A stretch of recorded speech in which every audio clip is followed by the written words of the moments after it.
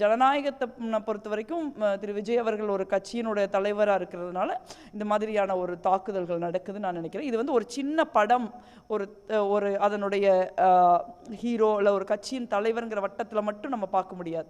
இது வந்து ஒரு பெரிய ஒரு தேர்தல் கட்டமைப்பையே ஒரு சீர்குலைக்கிற ஒரு விஷயமா தான் பார்க்குறோம். அதனால தான் நம்ம ஒரு கடினமாக இதுக்கு எதிர்வினையாற்ற வேண்டியிருக்கு. ரெண்டாவது வந்து ஒரு திரையுலகத்தின் மீது இவ்வளோ பெரிய தாக்குதலை ஒரு கட்சி ஒரு ஆளுங்கட்சி நடத்தக்கூடாதுன்னு நான் நினைக்கிறேன் பாஜக. ஏன்னா ஒரு திரையுலகம்ங்கிறது அதுக்கு ஒரு கிரியேட்டிவ் ஃப்ரீடம் இருக்குது.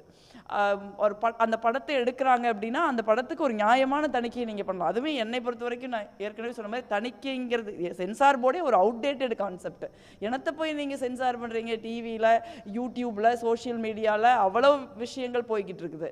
அப்போ ஒரு காலத்தில் வந்து நீங்கள் ஃபில்ம் மட்டும்தான் இருந்தது. அன்னைக்கு நமக்கு தணிக்கை வாரியம் தேவைப்படுது. இன்னைக்கு வந்து ஃபில்ம்ங்கிறது ஒரு ஃபில்மை தாண்டி நிறைய விஷயங்கள் வந்துருச்சுல்ல. அப்போ ஓடிடி இருக்குது.